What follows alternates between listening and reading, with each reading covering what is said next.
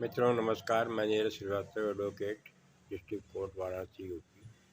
मैं आपके बीच सीआरपीसी का चैप्टर 35 जो कि अनियमित कार्रवाइयाँ इर्रेगुलर प्रोसीडिंग के बारे में बताता है।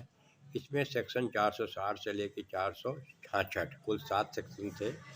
बीएनएसएस में चैप्टर 37 बन गया, जिसमें सेक्शन 506 से लेकर 512 कुल 7 सेक्शन एज इट इज रहा।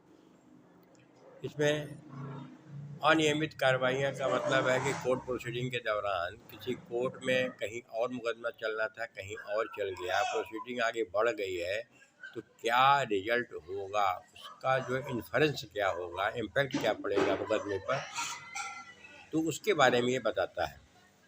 इसका सेक्शन 460 बताता है कि वे अनियमितताएँ, वो इरेगुलरिटीज़ दूषित नहीं करती हैं उस कार्यवाही को। यानी मुकदमे का ट्रायल हुआ, मजिस्ट्रेट जो है कब कब गड़बड़ी हुई इसमें, मान लिया कि 94 इसमें दिया है सब क्लास करके कि 94 है, सर्च वारंट वगैरह अगर जारी कर दिया गया है, उसको पावर नहीं था, दूसरे कोर्ट को पावर था, जारी हो गया, तब भी प्रोसीडिंग अपास्त नहीं होगी, यानी सेट असाइड नहीं किया जाएगा। उस पूरे रिजल्ट, उसका जो रिजल्ट निकलेगा, यानी प्रोसीडिंग जो अडाप्ट कर लिया, आदेश कर दिया, वो गलत नहीं माना जाएगा।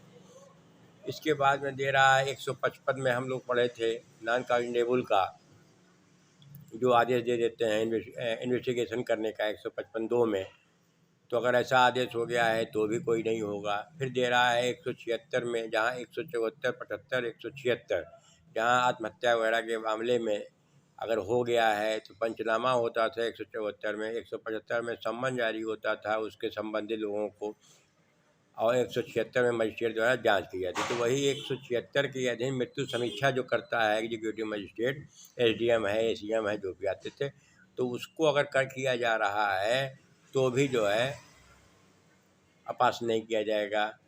और इस तरीके से अगर 187 वगैरह का है, आईपीसी का है, कोई आदेश दे दिया गया है, आदेश का जारी कर दी गई है, 190(1) में दे दिया गया है, कांग्रेस ले लिया गया है, कांग्रेस से ही था संज्ञान लेना, और 192 में है, कांग्रेस लेने के बाद में कोर्ट जो है अपने सबॉर्डिनेट मजिस्ट्रेट किसी के यहाँ ट्रांसफ़र कर देती है, अगर ऐसा भी काम हो गया है तो भी अपास नहीं होगा। 306 में दिया है, पार्डन कर देती है कोर्ट, अगर 306 में क्षमादान वगैरह है तो भी कोई बात नहीं होगी, अपास नहीं होगा। 410 में अगर जहाँ ट्रांसफ़र देखा पढ़ा गया था, वापस मंगाना या भेजना, 406, 407, 408, 409, 410, 406 जहाँ सुप्रीम कोर्ट से शुरू होता था, 406, 407, 408, 410 सीजेम वगैरह का था फाइल ट्रांसफ़र करने। अगर ऐसा भी हो गया है तो भी प्रोसीडिंग अपास नहीं की जाएगी। 458, 459 में पढ़ा गया है कि जहाँ संपत्ति का बयान कर दिया गया है, डिस्पोजल कर दिया गया है, कोर्ट को लगता है कि संपत्ति खराब हो जाएगी, उसको डिस्पोज ऑफ करके सर पैसा राजकोष में जमा करने की बात थी, अगर ऐसा किया गया तो भी कोई अनियमितता नहीं मानी जाएगी। इतनी चीज़ें सब इसमें बताया। 460 में 461 आता है, वे नियमितताएँ जो कार्यवाही को अब दूषित करेंगी। पहले वो था दूषित नहीं करेंगी, अब यहाँ दूषित करेंगी।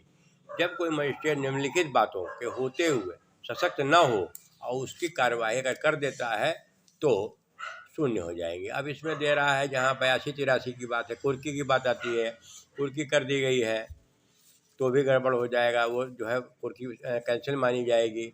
डाक पार्सल में है, थर्ड सर्च वारंट भेज दिया गया है तो भी गड़बड़ माना जाएगा, पास हो जाएगी वो कार्रवाई। पर शांति कायम रखने के लिए प्रदूषण मांग लिया गया है, चैप्टर 8 वाला जो था 107, 16, 111 वो वाला शांति भंग वाले चैप्टर में। उसके बाद सदाचार के लिए प्रतिभूमि मांग लिया गया है, वो भी अपास हो जाएगी। इस तरीके से आगे बढ़ते क्रम में न्यूसेंस का चैप्टर सेक्शन आता है 133 में, अगर उसमें कोई ऑर्डर हो गया है और उस कोर्ट को पावर नहीं था तो निरस्त हो जाएगी। 143 है, न्यूसेंस की पुनरावृत्ति वगैरह के बारे में था। 190 एक गाँव में दे रहा है।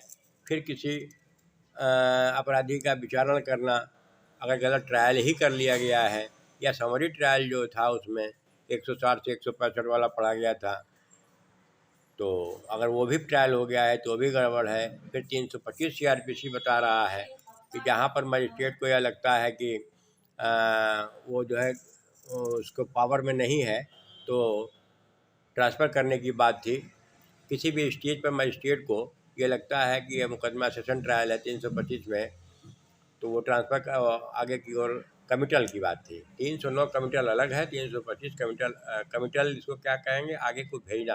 अगर किसी भी स्टेज पर लगा मजिस्ट्रेट को कि उसका पावर नहीं था, ये सेशन ट्रायल बाय सेशन है, तो वो आगे सेशन कोर्ट में भेजने का पावर था।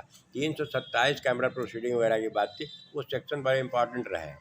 अपील का विनिश्चय करना, अपील गड़बड़ हो गई, विनिश्चय करने की बात है इसमें कि decides and appeal, appeal he decide गलत कर दी गई है कोर्ट, किसी कोर्ट द्वारा।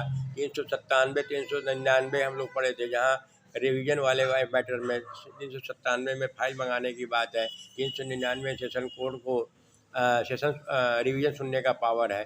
तो 399 में अगर रिवीजन सुन रहा है, 397 में रिकॉर्ड तलब कर लिया गया है। रिकॉर्ड तलब तो इसी में ही है, 397 में है रिविजनल कोर्ट द्वारा।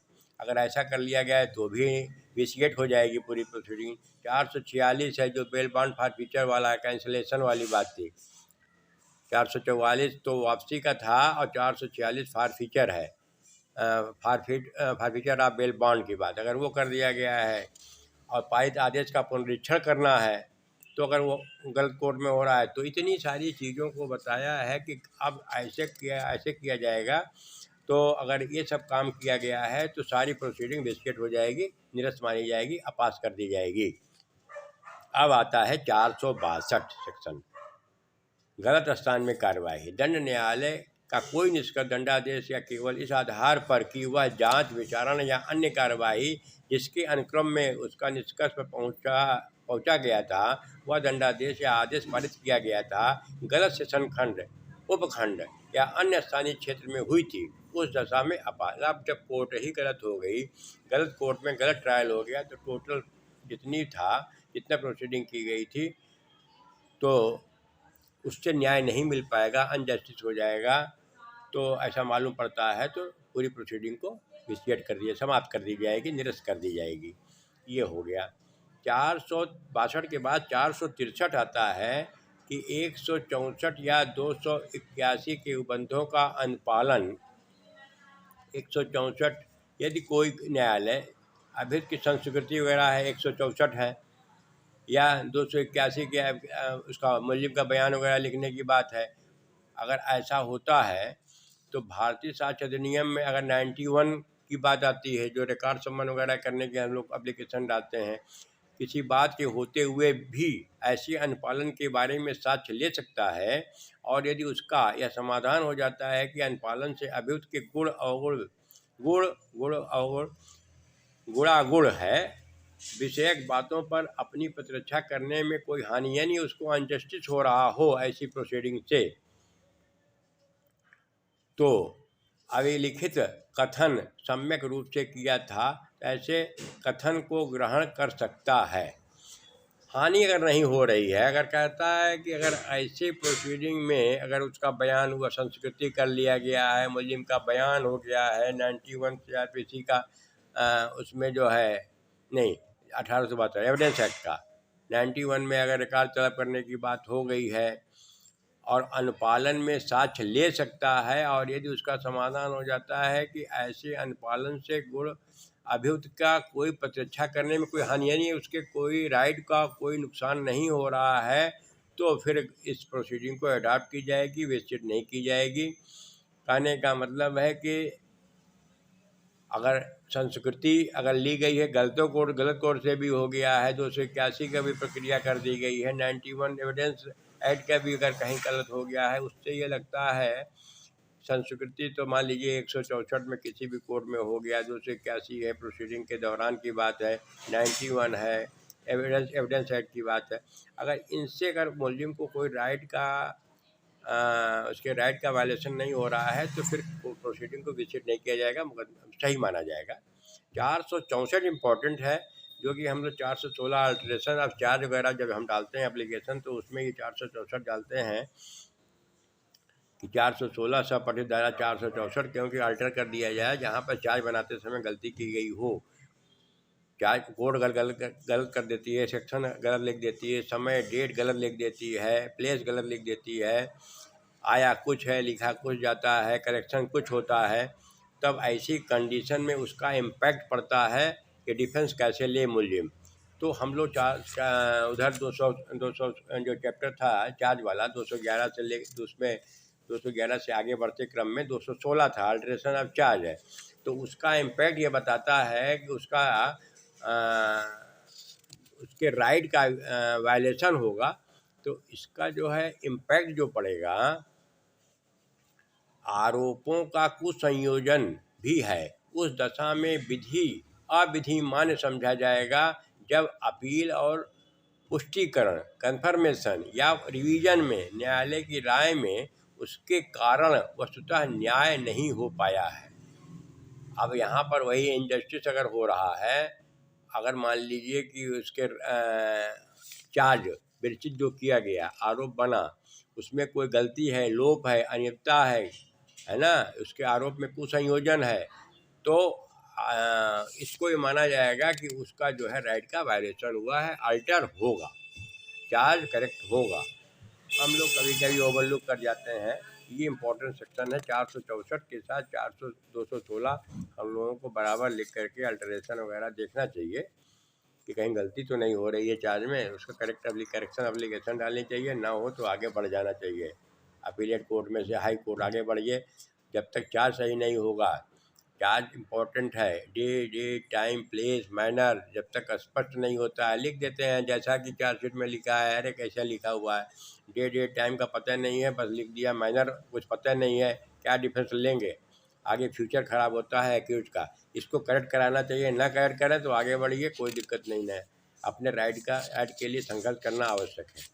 465 आता है कि निष्कर्ष या दंडादेश कब गलती लोभ अनियमितता के कारण उलटने योग्य हो जाएगा। जब कहीं कंक्लूजन आ गया, अगर सेंटेंस हो गया, फाइंडिंग और sentence when the reversible reverse कर दिया जाएगा by reason of error, omission और द इरेगुलरिटीज। अगर कहीं गलती से हो रहा है, एरर है, ओमिशन हो गया, छूट गया, इरेगुलरिटीज है, और फाइंडिंग आ जाती है, सेंटेंस हो जाता है, तब क्या होगा। इसमें यह दिया है कि इसके पूर्व अंतर्विष्ट बंदों के अधीन यह है कि सक्षम अधिकारिता वाले न्यायालय द्वारा पारित कोई निष्कर्ष, दंडादेश, आदेश विचारण के पूर्व या दौरान, परिवाद, सम्मन, वारंट, उद्घोषणा, आदेश, निर्णय या अन्य कार्यवाही में हुई या इस संहिता के अधीन किसी जांच या अन्य कार्यवाही में हुई किसी गलती, लोप, अनियमितता या अभियोजन के लिए मंजूरी में हुई किसी गलती या अनियमितता के कारण अपील, पुष्टिकरण, पुनरीक्षा न्यायालय द्वारा तब तक न तो उल्टा जाएगा, न ही परिवर्तित किया जाएगा, जब तक न्यायालय की यह राय नहीं है कि उसके कारण वस्तुतः न्याय नहीं है। वही बात है, न्याय नहीं हो पा रहा है। अगर ऐसा कुछ हो गया है, इतने सब काम हो गए हैं, फाइंडिंग आ गई, सेंटेंस आ गया, सब कुछ हो गया, और कोर्ट को अगर लग रहा है कि इससे कोई नुकसान नहीं हो रहा है, तो उस ऑर्डर, उस जजमेंट को उल्टा नहीं जाएगा, वैसे ही मान लिया जाएगा। तो ये तो अपोज की बात है, जब विरोध होगा तो फिर देखा जाएगा क्यों नहीं मानेंगे। आगे आता है 466, त्रुटि या गलती के कारण कुर्की का अवैध न होना। मान लीजिए कोई कुर्की का आदेश हो गया, कोई उसमें एरर है, इसमें दे रहा है कुर्की ऐसी किसी त्रुटि के कारण या प्रारूप के अभाव के कारण विधि विरुद्ध न समझी जाएगी जो संबंध दोष सिद्धि कुर्की के रिट या तत्संबंधी अन्य कार्रवाई में हुई हो, उससे करने वाला कोई भी अधिकारी समझा जाएगा। मतलब किसी को पावर कोई और था किसी को, और कर कोई दिया, और करते समय प्रोसीजरल फॉल्ट है, प्रोफार्मा फॉल्ट है, कहीं कोई एरर है, तो उसको ये गलत नहीं समझा जाएगा। अतिचारी मतलब कि जो लेके गया है कुर्की कार्य, उसको जो है ट्रेस्पासर नहीं समझा जाएगा। मतलब अगर उसमें कोई गलती हो गई, गलत आदमी को चला गया है तो, या गलत प्रोसीजर से करा दिया गया है, तो आदेश तो सही है, कोर्ट ऑर्डर पास कर रही है, और अगर कहीं उसमें जो है लिखने में, प्रारूप में किसी कारण से विधि विरुद्ध न समझा जाएगा, सम्मन है, तो इस तरीके से अगर उसमें कोई कुर्की कार्रवाई में कोई गलती होती है, तो उसमें जो है उसको जो है पूरी प्रोसीडिंग को विजिट नहीं माना जाएगा। इस तरीके से 460 से लेके 466 जो कि हम लोगों को यह अनियमितता की कार्रवाई कब जो है दूषित होगी, कब नहीं दूषित होगी, ये सारा बता दिया। 460 से लेके 466 के बीच में, इधर 506 से लेके 512 के बीच में बेसिस में रहा है। तो ये छोटी सी जानकारी से आप लोगों को कुछ ज्ञानवर्धन हुआ होगा। मैं पुनः किसी अन्य टॉपिक पर चर्चा के लिए उपस्थित होऊंगा। तब तक के लिए धन्यवाद, नमस्कार।